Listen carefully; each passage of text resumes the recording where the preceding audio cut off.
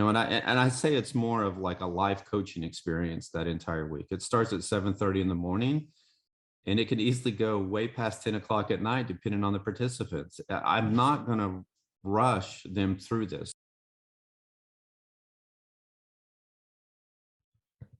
Good morning. It's great to be together. Excited to see everyone again, and excited to spend time with Kerry Steuart, who I've really observed a lot over the past few years with his association and incredible work with Warriors Ascent. Kerry's also the founder of MYKC, mindfulness and yoga instruction in Kansas City. And that's really been part of his big contribution I've observed with the folks at Warriors Ascent. And that's really important because this month, and we'll talk about a little bit later, we're heading out to Colorado with Tony Hoffman and Team Leadville as part of the annual support of Warriors Ascent. And so want to continue to create awareness about that, both of the good work they do. It's awesome and inspiring to go out there and see people restored in spirit and renewed in hope. And one of the people I've really seen have a tremendous impact on lives is Kerry, and the association he builds with these folks and the experiences he brings about how to deal with some of life's challenges. So good morning, Kerry. It's great to see you. Hey, good morning. Thank you for having me today. Why don't you go back and tell us a little bit about the early Kerry journey? You also served and were a Gulf War veteran, and then came back and had your own journey of discovery that led you down the path of mindfulness and meditation and yoga, and a lot of the things you teach are things you experience yourself. Why don't you go back and tell us about who inspired you to military service, and what did you learn along the way? Yeah, well, the lineage of every male in my family, mother and father's side, served in the military. So I felt it was, my due diligence as well to go in. Some of that, of course, was due to the economy of a little recession in Oklahoma as well. There wasn't any jobs. There wasn't any other opportunity. People were going to aviation school, my friends, and they were working at Sonic, or they were janitors. The guy that I admired and the smartest man I know after graduating from aviation school was changing oil. And so it was just a really challenging time. And I said, everybody else in my family has done this. So I signed up. I went into the Air Force. I did electronic warfare. And I was deployed in the Gulf numerous times, spent a year in Korea. I absolutely loved the career. I loved the people that I got to work with. I was really privileged to do what I did in the 8-year span. But after my first time returning from the Gulf War, I became really, really ill. And I'd lost a lot of weight. I was fainting. I was vomiting. I was just having a lot of health issues. And I started developing these migraines. And it got to the point when I would go TDY, I couldn't perform my duty. And, I know the military has changed a lot, since the 90s, but in those days, if you couldn't do your job, you're gone. And so they basically came to me and said, hey, you're out of here in 45 days. Luckily, I had a friend that was opening up a restaurant in Kansas City. It's called a CC's Pizza. I went and managed that, moved back to Oklahoma around 2000, came back to own that restaurant, did a variety of different things. I got into cybersecurity. I worked for the Federal Reserve. I worked for the USDA. And then I just got to the point where I was just bankrupt mentally, physically, and spiritually. And I would come home just from doing cybersecurity. I'd get on the couch and I couldn't get up. And my weekends were just horrible, and there was no quality of life for me. And my wife comes to me one day and she goes, I didn't sign up for this. And the first thing I'm thinking is she wants a divorce. And she's like, I want you to retire. I want you to focus on your health and well-being. So I did that. I turned in my resignation, and I told her, I said, I'm going to go and turn my resignation. I'll be home in about 45 minutes. Because any of you guys know that if you're in IT, as soon as, you turn in your resignation, they walk you out the door. And so I reached out to the VA, and they sent me out to Gulf War testing out in New Jersey. And I spent a week out there. And they suggested Tai Chi, which I knew what that was, yoga, and of course I knew what that was. I hadn't done either one of those, and then biofeedback. And I never had heard that terminology before. And so I went home and kind of researched it. And as soon as I got home, they sent me out to Leavenworth with Dr. Black to do biofeedback. And it started the transformation in my life. That was the first time I left the VA where I felt better walking out than I did walking in. Every time I usually left the VA, I was frustrated. I was anxious. I was annoyed. I wasn't getting the treatment that I wanted for the last 30 years. And this was the first time that I felt calm and relaxed. So I really dove into understanding the Eastern version of mindfulness and meditation. And I did that every single day of my life, every morning, every evening, every afternoon. I would walk to some of the parks there in Kansas City, and I would just go meditate. And it really transformed my life. And about 6 months later, I stepped into a yoga studio, not knowing that you weren't supposed to focus on your breath and your intention. I'd already set up this great solid foundation of mindfulness, being present, being in the moment. And then when I added the breath into those movements, it was just really a transformative experience. Went to yoga teacher training in Kansas City, and then I went to India, and I spent a month in India doing my 300 hour. And that was really another pivotal experience. And it provided me a really great solid foundation for understanding kind of the old school way of what yoga really is, and what mindfulness really means, and being present and being in the moment.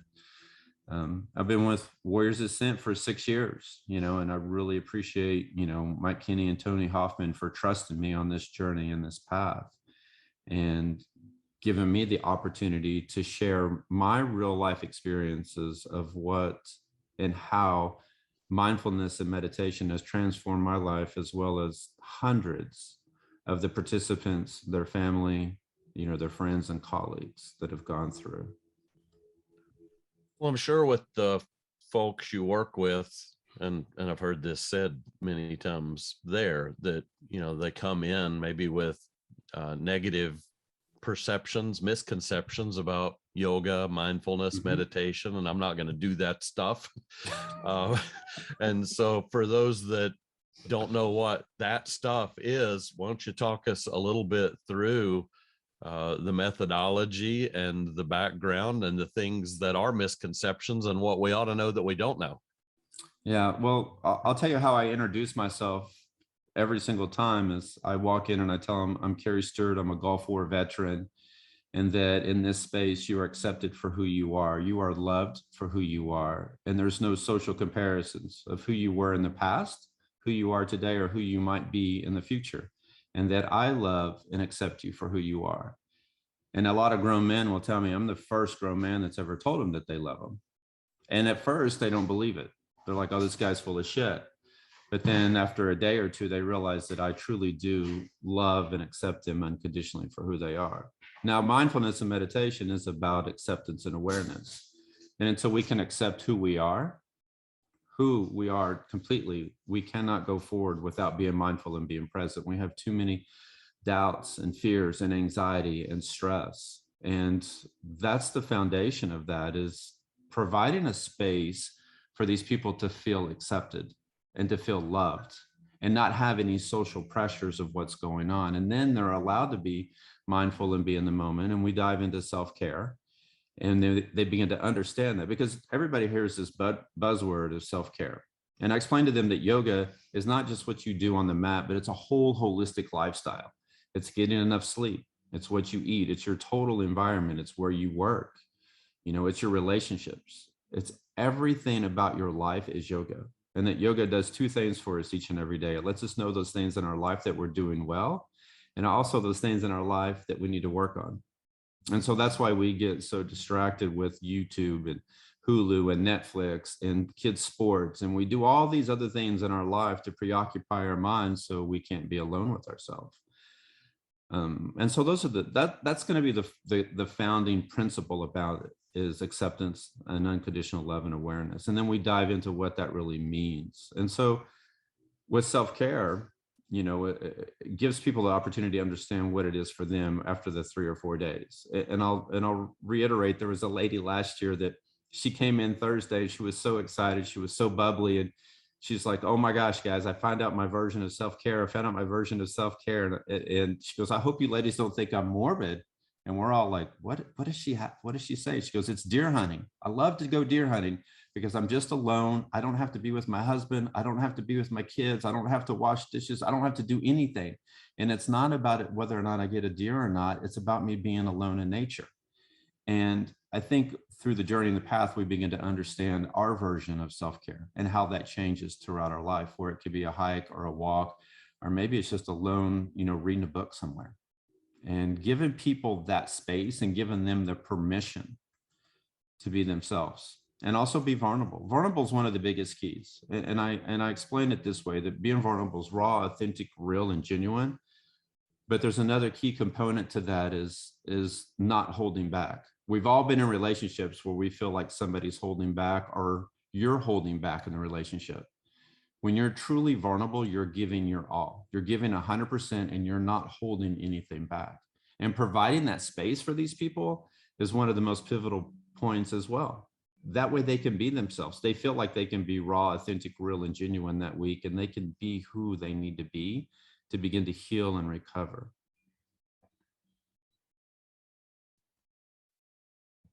In your many years now of experience, both learning and teaching, what have you found to be the barriers that hold us back from reaching this place where you can work with someone?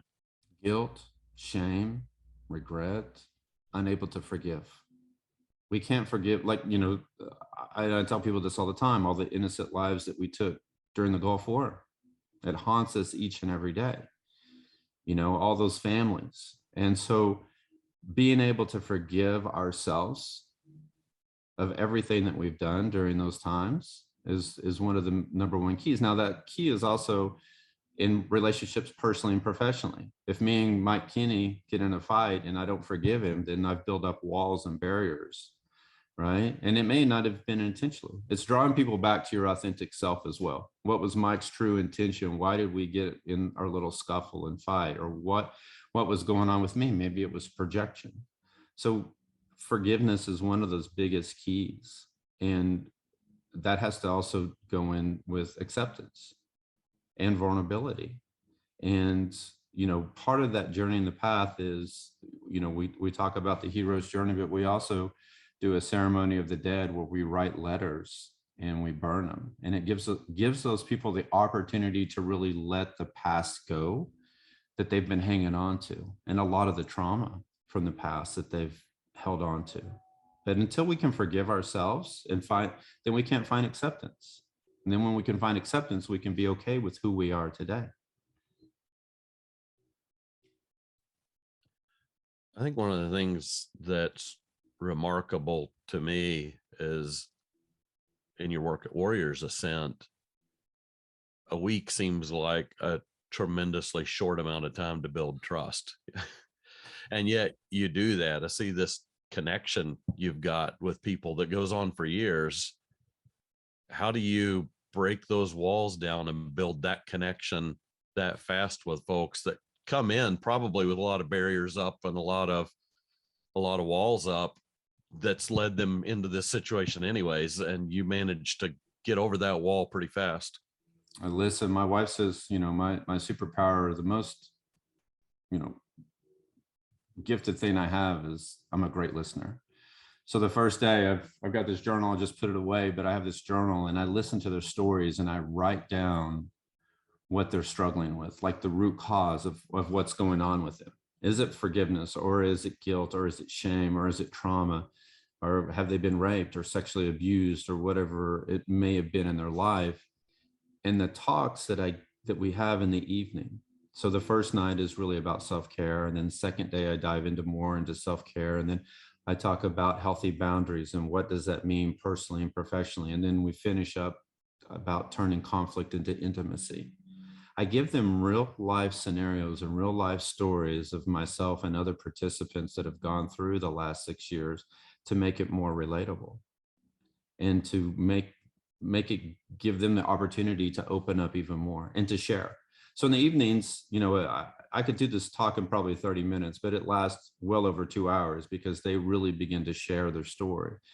And I have them journal. So I may ask, this group collectively, I'd ask you to write down, what are your dreams, visions, and goals in your journal? And you write down your dreams, visions, and goals. And then I would say, all right, Tony, what's your dreams, visions, and goals? All right, Kay, what's your dreams? I'd ask a few people. I'd say, who wants to share? Then the next slide would be, what are your excuses? Why are you not accomplishing your dreams, visions, and goals? And so I methodically set up a lot of the questions in the slides like that to get to what's really going on in their life. And then it allows that connection, because I ask questions that people normally do not ask them. I get to that really, that whole different level of consciousness of understanding who they are. And I say it's more of like a life coaching experience that entire week. It starts at 7:30 in the morning, and it could easily go way past 10 o'clock at night, depending on the participants. I'm not going to rush them through this. It's not a lecture where I'm up just talking. I'm providing information, but it's a connection. I'm allowing them to connect, and I'm allowing them to share, and I'm having a lot of empathy for these people of what they've gone through, but understanding from real life scenarios and experiences of my life and the trauma that I've faced. I think that's one of the biggest key elements, because you can go to yoga at the VA hospital, and not to belittle what those people are doing, but they haven't experienced what I've experienced. And with experience, you're granted that understanding. And with that understanding, you're granted exposure. Tony has, climbed that mountain out there in Leadville numerous times. But unless you've gone out there and run that mountain, I can understand, but I really don't understand until I've experienced it. And I've put my foot on the ground in that elevation and that thin air and done it. And that's exactly one of the key components, is that there's a lot of yoga instructors and mindfulness buzzwords that want to help people, but they really have never experienced, or they haven't overcome their trauma. They're still living, I call it, in the victimhood, right? Because warriors forge their own path, they choose their own destiny, and they don't have to have a conventional life to be happy. Soldiers all follow orders. Somewhere along their line, somebody has made a directive and an order, and they have to follow that. Warriors begin to forge their own path and find that opportunity. And so with that ability to connect with empathy, with acceptance and unconditional love, because I don't have any expectations. My wife's sitting right back here. I have very little expectations of what she's going to give me today. Whatever she gives me, I receive it freely. And that's the same expectation I set up for them. I give them respect, honor, and pride. I give them a space they can be free and be vulnerable. Yeah, you mentioned a couple times about journaling. Is that something? I'm assuming that's something we all should and could be doing. What's the power of journaling, and how should we use that to guide our own lives? Journaling is the marriage between the mind and the body. If you really want to be connected, you write down your thoughts, feelings, and emotions. A lot of my thoughts, feelings, and emotions, I have a daily community text, and a lot of the participants have now signed up for this because they get the text message, every day of what it is. But a lot of it is also, we haven't expressed our thoughts, feelings, and emotions. We haven't allowed ourselves to really dialogue and think about what that means to us. And so it also is the opportunity to write down even to-do list or laundry list or a variety of different things that you have going on in your life. A lot of these people have a lot of night terrors and tremors and things like that. So I go over the whole concept of sleep and writing down in separate journal, what maybe caused those. I've got a lot of texts this week from a lot of guys that are struggling and gals that are struggling this week. And I know it has to do with the school shootings. I know it has to do with Memorial Day. I know it has to do with all those things. So building awareness and being there for them and just saying, hey guys, just get, journal this out. And so it doesn't have to be complex. I provide them with a journal that I published, and it's a self-care journal, and it's super easy. It's writing down what your morning or your evening, it's an AM and PM, your self-care regimen. What does that look like? Do you need to go for a run? Do you need to go to the gym? Do you need to do some yoga? What does that mean? Some gratitude, 3 to 5 aspects, concepts, things that you're grateful for, dreams, visions, and goals for today and tomorrow, thoughts, feelings, and emotions. And then this allows you the opportunity to express really what's going on. And it's been one of the most pivotal points for me in my life, and I also say that, you write down letters of intentions to those people in your life as well. And then, I explained that once we go through that ceremony, that burn it. And I explained to them that they can continue to do that their entire life. One of the participants went through and did that with his daughters and his wife a couple of weekends ago, and he shared his photos. And he said it was one of the most emotional things that he's ever done, because his daughters shared with him how they've been bullied or, harassed, or in everything in their life that he had no idea what was going on, because they're holding it back. And I think that's a lot of it with the journal, is that it really allows us the opportunity to be private with ourselves and to be alone. And once again, that's why we avoid it, because we don't want to be alone with who we are today.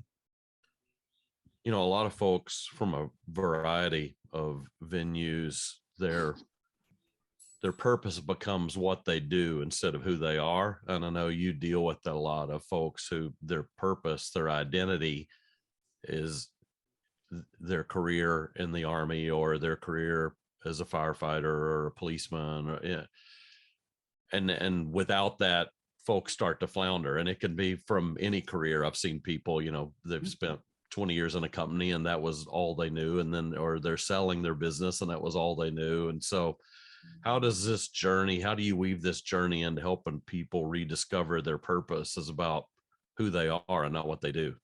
Once again, that's real life scenario. That's why I don't, I just explain I label myself as a Gulf War veteran. I never assign what I did, what I was at, any of that stuff. You don't see that. I remove the labels, right? And I talk about a couple of different concepts. One of them is your mission statement. Now, we don't dive into that. We do not have time for that, but I bring it up the first night.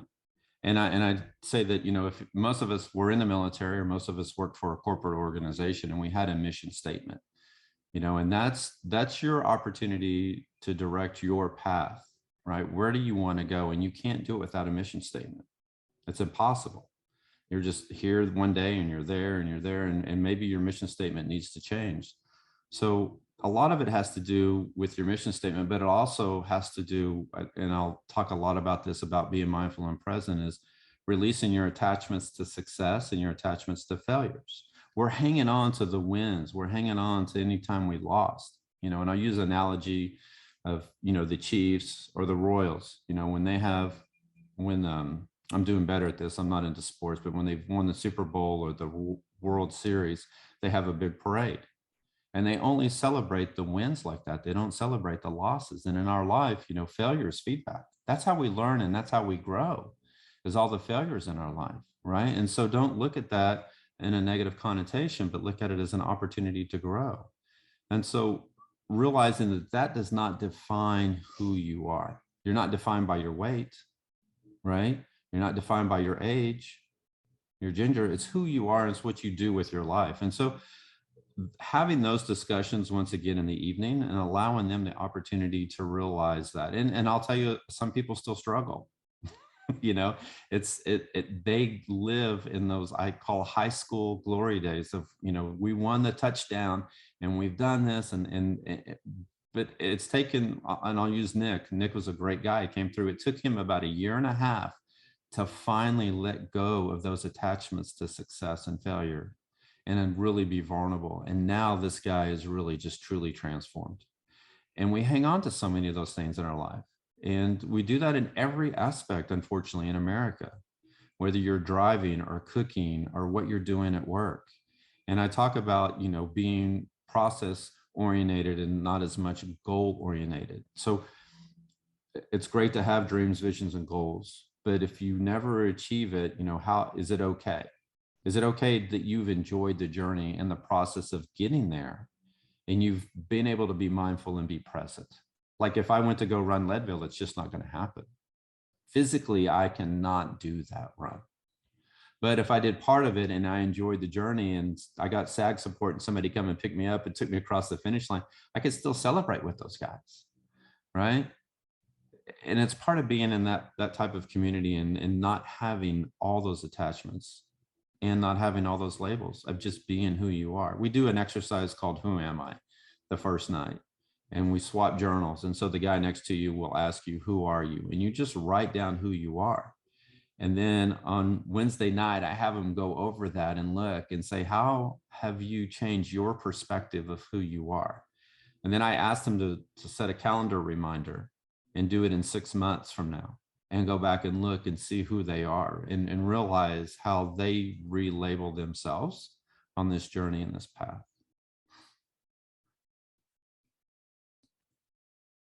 You know, one of your gifts clearly is this ability for people to feel comfortable and get authentic with you. But we don't necessarily have that in our own daily lives. We look at people around us and we assume they've got it all together and their life's perfect and everything's planned. And I'll introduce someone and then they walk away and someone will talk about, boy, their life's awesome. And so you say, well, let me tell you about all the things you don't know, that the burdens they're carrying. So folks all around us are carrying tremendous burdens, baggage, damage, trauma. How do we become more open where people get authentic and share and want to reveal their real selves? Yeah, it's going to go back to acceptance, forgiveness, and vulnerability, and provide that space in that environment. You know, we have so many social comparisons, and I say that we disprove evolution every single year because we're not a nicer, kinder, gentler, you know, more compassionate, more empathetic society than we were when I was younger. You know, the 60s and 70s, you know, we used to play outside and just have a good time. And we didn't have the cell phones and we didn't have all this technology that sometimes just brings us apart instead of closer together. Spending time in nature, giving people the opportunity to be themselves, you know, and that's a challenge because you know, if you look at the judicial system on so many levels, right, we haven't reduced crime by what we're doing. You know what I mean? We haven't reduced our gun violence by what we're doing. Any topic, any idea, anything you want to bring up, you know, we have done so many things wrong and incorrectly. We're advertising all these unhealthy options instead of the holistic options. We're not allowing people the opportunity to be themselves. We're judging them. We're criticizing them. We're not accepting them. And so we've got to start with ourselves first, our family, and our community, and hopefully that will have that ripple effect.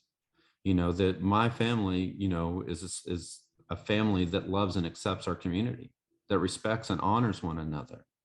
And we begin to lead by example and then provide a space like that personally and professionally on all levels. How professionally, I don't know who all is on this call and what they do for a living, but how can you lead by example and allow a space for your employees and your staff and the people underneath you, a place where they can really be vulnerable, raw, authentic, how you can accept them for who they are without the judgments, without the criticisms, and you can offer a space of forgiveness. How can you do that in your life personally with your relationships, with whoever that you have in your life, a significant other or kids or mother or father, a spouse, and that you have realistic expectations of one another? But we've done everything wrong in our society in America. I know we're doing a lot of things right. I'm not denying that, but so many of these things, we haven't provided a space of acceptance and unconditional love that we need to. Sometimes we feel it at church, but a lot of times we feel judged there as well.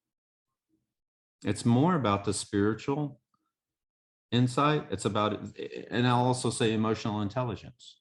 So emotional intelligence has that key component of, when I give my talks or I'm at Warriors Ascent or whatever wherever I'm at, I'm wondering how I'm making each and every single one of you feel right here, right now. How do I make you feel how I talk when I'm articulating with my thoughts, feelings, and emotions? But more importantly, how do I make myself feel through this journey and this path? The internal emotional intelligence that I'm providing. Am I providing a space where I can, you know, be empowered and be strong and be vigilant and be that warrior?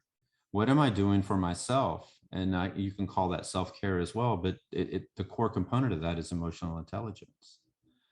So, I mean, that's not a topic we can discuss easily or shortly, but I would say you've got to look at your own life and start within yourself and make sure that you're providing that space for your community, and whatever your community, whoever that is around you, personally and professionally. And hopefully you will be that positive influence on other people's life, that they want to provide that and have that ripple effect and look up to you and say, I want to be like Tony Hoffman or Mike, and I want to provide a place where people feel loved, respected, honored. You know, that's why we have so much suicide. We've given up hope. There's no hope anymore. Our politicians are not giving us hope for our future, right? It's all gloom and doom. The news is taking it all away. It's all about fear. It's one thing or another. Every single week, it's a new fear-based. Why can't we be empowered? Why can't we be the people, the best version of ourselves, and live in a society and a community that truly empowers one another and lifts one another up and says, we're going to do what we can to succeed. We're not just going to survive. Surviving is the first step. We want to thrive. We want to go past that surviving stage, and we want to be the best versions of ourselves. You hit a couple times there on points around, well, first of all, if anybody has any questions, type in the chat so we can get on, because this is just fascinating conversation, Kerry.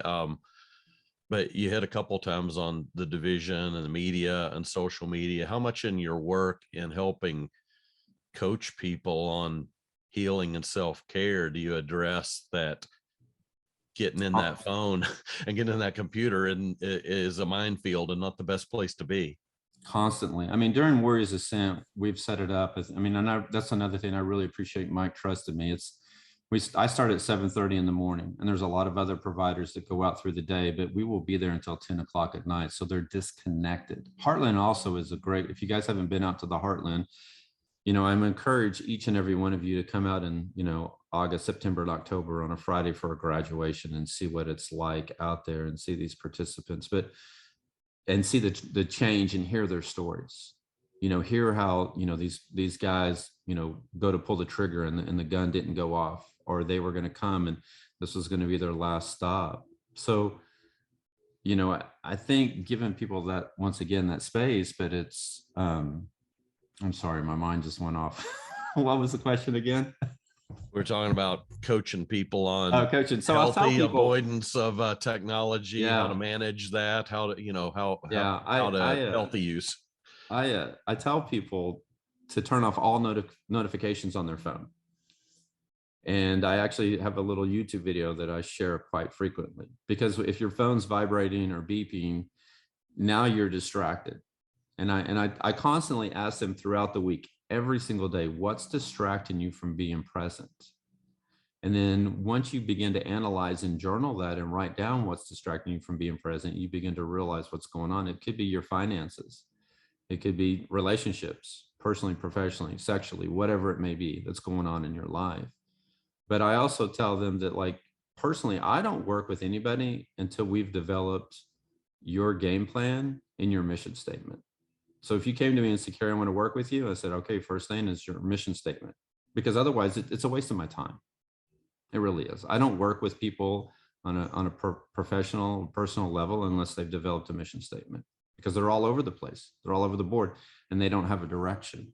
So I think occupying their time with positive, healthy modalities and taking away all those distractions and then explaining that to them. We have these conversations in the evenings about advertisement and what's really the true purpose of advertisement. What's the true purpose of the media, social media, or the news? What's their intention? You know, and we talk about this a lot of, you got to get to the true intention of what people mean and what they're doing. You know, your intention drives the scope of any mission. What is it you're really wanting to gain out of today? What's your intention for today? And that may change. So it sounds like all of us on here should have a personal mission statement. Everybody listening to this should have a personal mission statement. What's that look like? So for me, mine is social enrichment. I kept it really broad because, you may call me today and say, hey, I need a yoga mat. Okay, well, let me ship you out a yoga mat. Or, hey, Kerry, I just need to have a conversation. I need to talk. What does that look like? Or, hey, do you have any resources for this? So to me, it's really, how can I enrich our society? My wife and I, ours is, to be a positive influence to everybody we meet each and every day. Now, that's been our mission statement since we've been married for like 30 years. Now, we fail. It happens, right? But that's feedback. We're not always that positive influence, but we do our best to be that each and every day. So if you walk into our space, we're going to treat you like a guest. Or if I see you on the side of the road, I'm going to stop. Hey, do I need to change your tire? Do you need help? Whatever it may be, to be that positive influence. So my personal and professional kind of coincide, but as my nonprofit, professionally, I want to enrich our society. And that's why I engage in, Warriors Ascent. And it really has my heart, because I see the difference. I feel and hear the difference, and I can see the impact that it makes on these people's lives. Let's go to the Colonel of Team Leadville, Tony. He has a question. Yeah. Thanks, Randy. Kerry, I appreciate you, brother. I know I don't get to see you very often, and the work Mike Kinney and you do, and Christy Cook and everything else. Kind of a softball question for you, and I don't know the full answer. I try to attend most of the graduations or the last day of the cohorts. Haven't been very good lately on that. But as you go around the table, every class, male or female, has somebody that says, this was my last opportunity. I've been through multiple programs, and won't mention, and this was my last chance, and this program saved my life. Every time there is at least one individual. Just kind of generically, maybe you and Mike, what differentiates, from your perspective, the Warriors Ascent 5-day Academy of Healing from maybe some other programs? I'm not knocking the other programs. I think every program probably has certain bits and pieces, but for a lot of the attendees at Warriors Ascent, they continue to hear, this was my last chance, and this program saved my life. I'm going to go back, Tony, thanks for that question. I'm going to go back to our intention, because it's not about fame and fortune. And it's not about publicity. It's not about, the ego. It's not about that. It's about, how can I truly provide a space for hope, for joy, for peace, for acceptance, love. And I think about that constantly. A lot of other people haven't found that within their own lives. So a lot of it, there's more than one quick answer to that, but it's providing that space, because I hear that too, from all the other programs. People have gone out for a month and been in like a mental health type of healing place. And they're like, I got more in 5 days than I got in 30 days. And it's because I've gone through and analyzed the major key components of what really works and what's really helpful. Mike and I have these conversations every single week. And so it's also about fine tuning this program throughout the year. We get a schedule, we set on it for the whole year, but then if there's something that needs to be fine tuned, we fine tune it. And providing the classes and understanding of what's the key component of self-care. What is all the benefits of self-care? What does a good night's sleep look like? What does exercise look like? What is healthy boundaries? How do we turn the conflict into intimacy?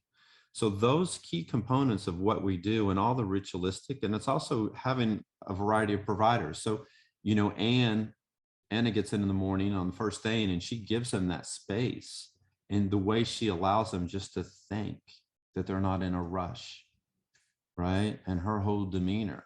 And then we have Jeff Miner, and we have me, and we have Mike. Mike has developed this, amazing platform of the Warrior operating system. I don't know if I'm supposed to share that, but it's super, super awesome.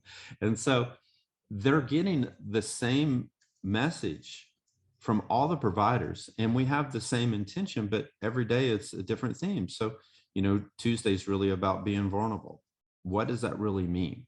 And so they hear that from all of us. Wednesday is about empowerment. And what does that look like? And so we're all on the same trajectory. We all have the same mission. And it's really about our intention, because we really want to save and transform lives. And we want to provide that space of hope.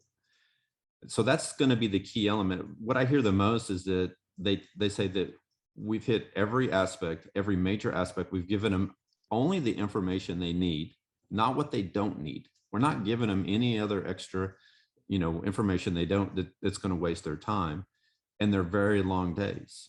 From 7:30 in the morning to past 10 o'clock at night, I mean, they're getting a ton of information. And so I think those are going to be the biggest key components. But, as a staff of what we do, we really analyze every nth degree. How can we improve the meals? How can we improve these talks? How can we make a better connection? How can we love and care? People will tell you I've never felt more loved and more accepted. And until we have that ourselves, we can't give that away. And we have to love and care for ourselves and our community on a completely different level and give it all. I mean, I know for me, 2 days before I go out, I slow down, I engage in self-care, I relax. And then 2 days after, I do the same thing.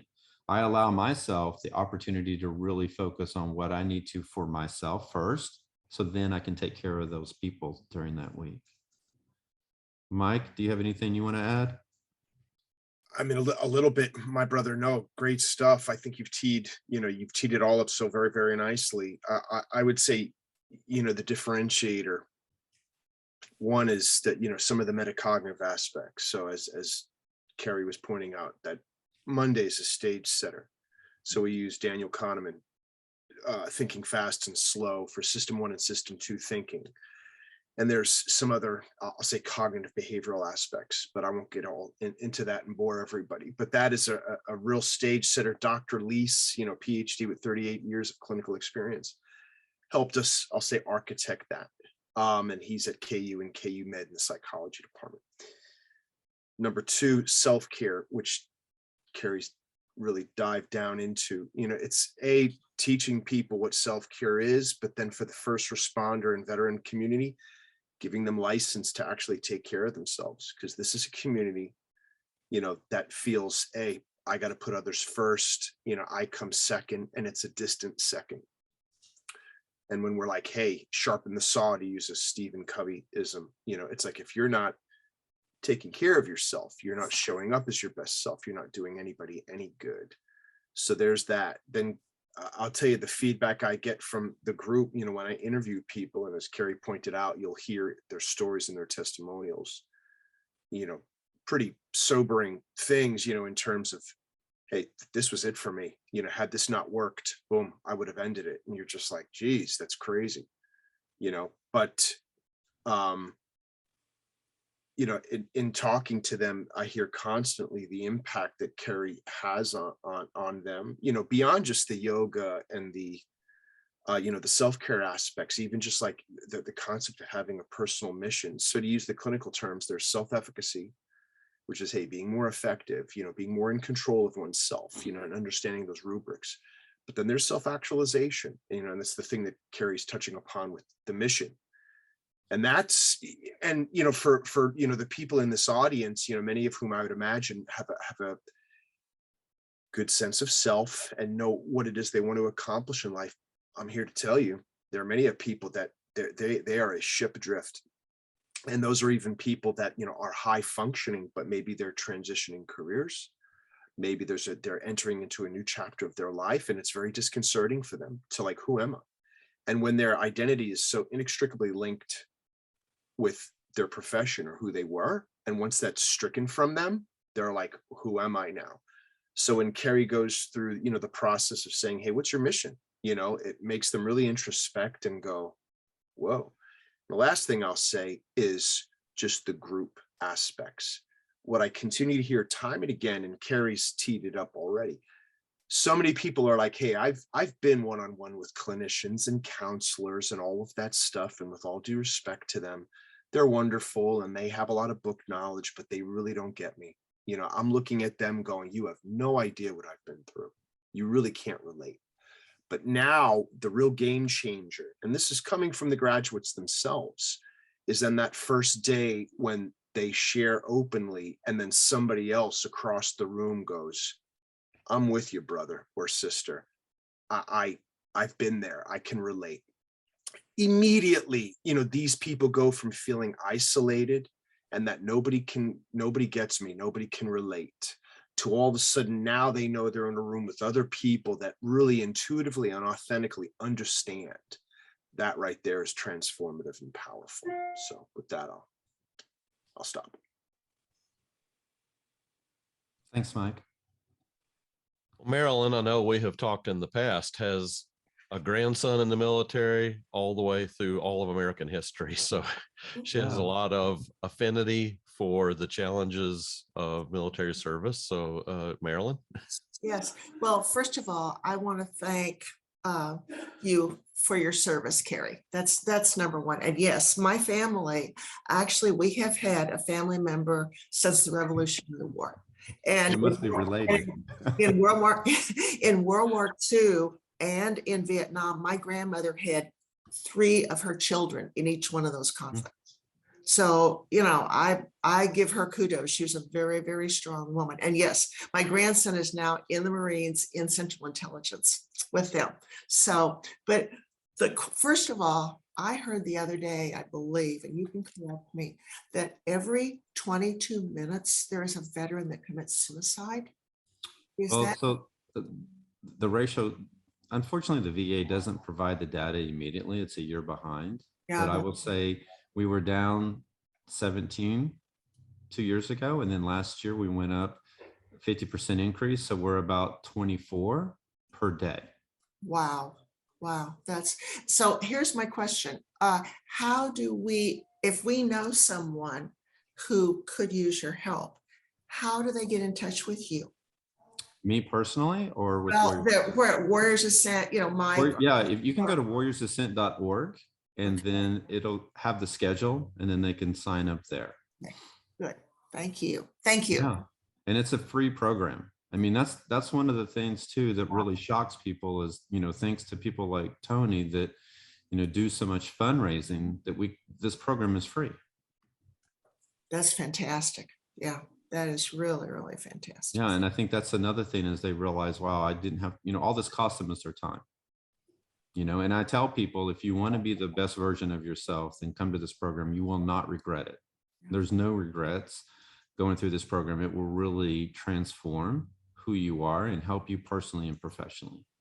Yes. And I encourage anybody you know to sign up. And if, you know, if you guys are local to Kansas City, I'm going to encourage all of you to kind of just check out the website, look at that week, and come out on a Friday afternoon or Friday morning around 11:30 for a graduation ceremony to hear the stories. And that's one thing that really motivates me, is that hearing the trauma that these people have faced is worse than any movie that I've ever seen and can even imagine. It's horrific what these people have gone through, and it's heartbreaking. And to see them thrive and find joy and find peace and find hope and to find excitement and to find themselves once again is one of the most empowering things that I could do with my life. There's nothing else that I feel like I could do than what I'm doing for my community right here, right now. Nothing. When somebody says this program or you saved my life, what else? And just like Tony says, I hear this time after time after time, year after year, and I still receive text messages weekly from people telling me how I saved their life or how this program saved their life. And I was there for them, and then they've never felt loved and accepted. And this is the first time that they felt loved and accepted in a long, long time. Yeah. So I'll just encourage each and every one of you, if you get a chance, just come see it in person. It's hard to articulate. I know I'm probably doing a decent job, but hearing their stories of what they have to say will impact your life more than probably anything else that you've seen or done and or experienced in quite a while. Okay, thank you. Yeah, you're welcome.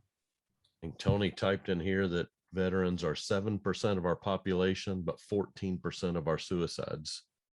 Yeah. That gives you the magnitude of the challenge ahead. And I know one of the things that you and Mike and the team are very big on is not a medication solution, not a self-medication solution. And you've hit several times on some of the components of wellness, but what are some of those components of wellness around sleep, nutrition? What all do you teach as whole body health that's outside of how we tend to want to just self-medicate? Well, I tell them that, I used to own a CC's Pizza there in Grandview. So those of you in Kansas City might have, are familiar with it, but I'd open the store. I'd get there at 9:30 to start prepping for the day. And the first thing I think of is closing the store. How can I make sure that I've got enough produce, enough prep, enough dough? How can I keep the store clean throughout the day? That way, when I go to close, I'm out of here in 30 minutes instead of like 2 hours. Well, I use the same philosophy in my life. When I get up, at 6:30 every morning, I set myself up for success. And I think about how can I have the best day of my life to where I can sleep as well as possible? How can I eliminate any toxic energy, any drama? How can I engage that with healthy boundaries? How can I turn any of the conflict that occurs today into intimacy? And what does that look like? And so I go back again to that self-care journal that I give them in the morning. Set yourself up for success today. What is your intention? What is it you need to do today? What is your dreams, visions, and goals? What do you need to accomplish? And then I talk about the 2 hours before, no blue light, turn off, get outside as much as you can through the day. Make sure you exercise. If you're a type A personality, like Mike and Tony, you probably need to go for like a 5-mile jog. You need to get your mind's going crazy. You've got all this stuff going on, right? So how do you get that out? Well, you've got to exercise it out. Otherwise, it's not going to shut down. And then you begin to journal. Write down what it is you need to do tomorrow, every little aspect. If you've got to go to Home Depot or Lowe's, write down everything. If you've got to go to the laundry, write it down. Write down your grocery list because, my wife's like, oh, I need to go in here for cheese and milk. I mean, not really. We don't drink dairy, but I use that as an analogy.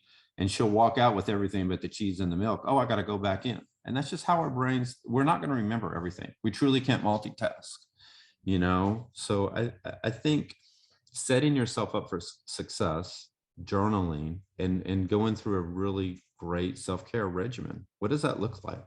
What's it look like for you to be as relaxed as possible in the evening and decompress and have healthy boundaries and turn off some of the things that are distracting you from being present and being alone?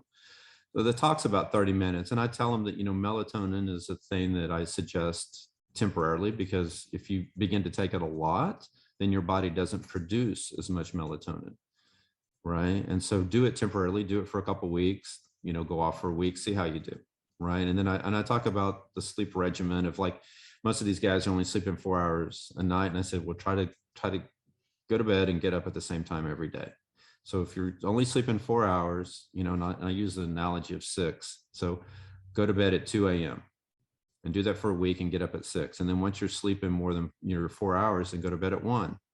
And now from 1 to 6, and then, from midnight to 6, now you're sleeping 6 hours and just backstep it. And then eventually go to bed at 11 and 11 to 6. Now you're getting your, 7, 8 hours of sleep. And so I go through the whole philosophy. Now I don't discredit medication because we all need it at some level and some point, but I tell them to realize and do their research because prescription medication, along with a lot of other things, affects your serotonin, which affects your ability to be mindful and be present, which your gut health does that as well.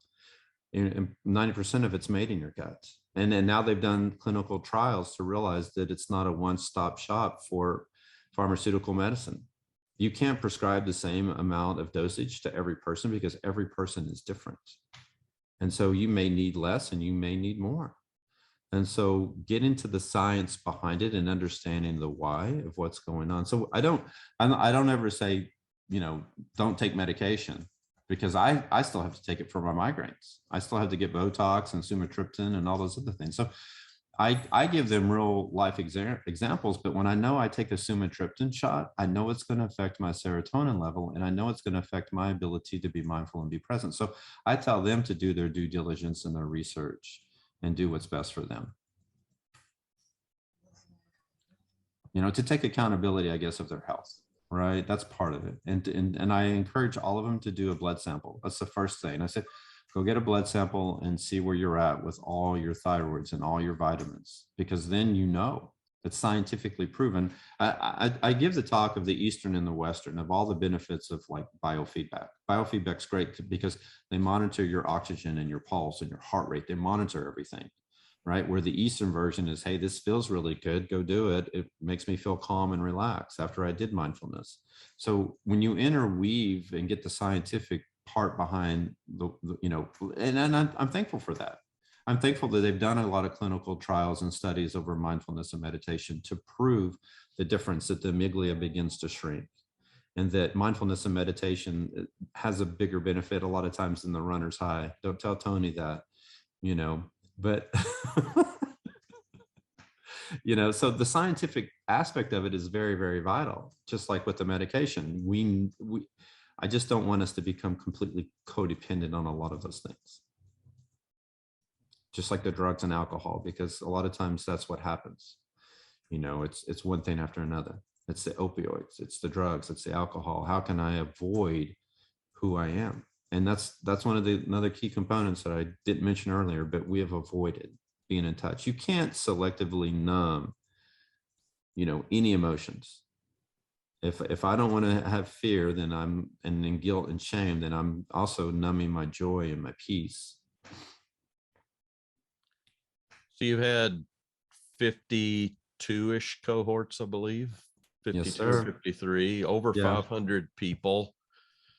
Maybe Mike and Tony talk about the financial cost of hosting a cohort and how that ties into what we're doing here with Team Leadville to raise money. What does each person cost for us to bring through the program, which Kerry reminded everyone is free to the participant. So we're running for a reason.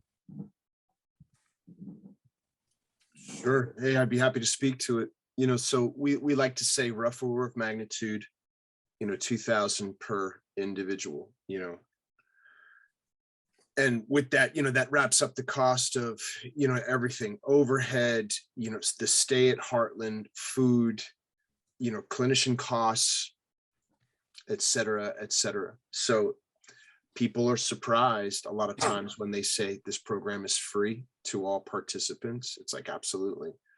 We've even partnered with Mercy Medical Angels to get for our veterans free airfare to them, very low cost and discounted to us by virtue of, again, Mercy Medical Angels. But we've had people come from Alaska, pay $0.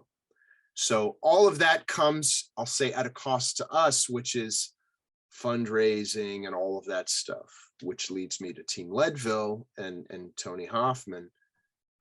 He's been a big time contributor, for years now. And the Leadville Trail Marathon fundraising campaign has been, I'll say, one of the 3 major fundraising pillars for Warriors Ascent. So, hat off to Tony for being a great partner in that. And, I'm not going to steal his thunder. I'll tee it up. But what we like about Leadville, aside from Tony and aside from, the funding that we get, it's very, I'll say, symbolic and emblematic of what it is that we stand for, which is grit, perseverance, tenacity, et cetera. So with that, Tony. Yeah. I Randy, thank you. I don't want to, I deflect all of the stuff off of me. It's people like you, Joel Vitnera, we created Team Leadville back in 2015, but really in 2016, we locked in with Warriors Ascent. Mike had been just hired as the executive director. I guess I will say this, our runners are amazing people. Here's what we're asking them to do. We're asking them to train for either a 26.2 mile or 15.5 mile run in Leadville to go to 13,185 feet. That's about a 16-week training program. We're asking them to travel on their dime to Colorado. We're asking them to run the race, and we're asking them to fundraise for Warriors Ascent. And without Team Leadville, without runners, there is no Team Leadville. Without donors, there is no impact to, in this case, Warriors Ascent. So we stand for endurance, teamwork, and grit, but the team is all in for supporting veterans and first responders. The most amazing group of people I will ever be associated with, including you, Randy, and Kerry's part of that. Mike Kinney's running. I mean, yeah, the folks, so that's what I'll say. And it's all for the right reasons and all for the right cause. And I think the group effort, if you ask people, because a lot of our runners come back, I don't know why. I think they would tell you it is the group atmosphere, and it gives them a better purpose, and it's bigger than themselves to save lives. So that's my only 2 cents worth, Randy and Kerry. Can I answer Jenna's question? Yes, I didn't see Jenna's question. Go ahead. So I'm going to tell you that in the morning, what I do is a yoga deep stretch guided meditation. I do what worked for me. So I have them hold the postures for about 5 minutes, you know, a variety of different postures, and I give them postures that they can do at home. And there's a couple of videos. If you just search my name on YouTube, you can see some of my yoga videos out there. So I provide a guided deep stretch. And the reason why, with people like us with the PTS and the anxiety and the depression and everything like that, our mind is going constantly and we think we're doing everything wrong. We have a lot of guilt and a lot of shame. So I guide them through that process of what's worked for me. And it's been one of the most pivotal aspects. I think I was probably the first person to introduce that into Kansas City 6 years ago. And so now you'll see some of that, but a lot of times when they do a yin deep stretch, they'll be like, you know, you're going to child's pose, and then they don't talk to you for 3 minutes. Okay, now we're going to come out of child's pose. We're going to do this, where I talk to them the whole time and it's themed. Then in the evening, I do a yoga nidra. Now that, once again, that depends on the time, because a lot of times if the talks last till 10 o'clock, I'll only do like a 30-minute session, but I try to do it an hour. And that's another thing that's open up to the community. So if you guys are ever in Kansas City, Thursday evening at 7 o'clock, when we do the Warriors Ascent, it's community yoga. So I'd love for you to come out and experience. You can meet the people and talk. And if you're a local provider, or you provide anything, or you just want to get to know the people a little bit better, come on out on the 7 o'clock on a Thursday evening. Now that, I can tell you, has been one of the most pivotal aspects of these guys and gals, is because they say that's the best sleep that they've ever got. These people go home and watch my videos with their kids. They'll send me videos of them and their whole entire family in the living room with the TV up doing yoga nidra, because it's been one of the most impactful experiences of their life. And so there's other things that Amy Shonoff does as well, but those are the two key components. I start their day off with a guided meditation, and then I end the day with a guided meditation. I want to make sure I know this probably is going to end, but is there any other questions that anybody has? Joe held up and reminded us that we can learn more about Tony Hoffman and grit with Endurance, Teamwork, and Grit, and Embracing Grit. So 2 books in the Grit and Perseverance series. There's going to be a third one though, right? Okay. There is, Randy. It'll be shorter. And it's about traversing the rim to rim to rim in the Grand Canyon on April 2nd of 2021. I can't wait to read that one. Well, Kerry, it's awesome work you do. I've witnessed it, the impact you've had on folks' lives. It's clear your mission statement and your purpose are woven into your life, and you're living it out. You're not just saying it, you're doing it, and you're having a tremendous impact on people's lives. And that is awesome to see. And it's a great example for all of us. Thanks, guys. You know I haven't met you, but I love and accept each and every one of you for who you are. My information is in here. So if you want to email me, text me, call me anytime. If there's anything I can do for any one of you, do not hesitate to reach out. Well, good job. Look forward to seeing you out there again, and look forward to seeing some of these folks out at Leadville. Yeah, on the finish line. I always go to the finish line. Okay. Hopefully I make it there. You will. I look forward to seeing you. All right, you guys have a great week. All right, everyone have a great weekend. We'll see you again soon. Thanks, Kerry. All All right. Thanks. Bye-bye. Bye.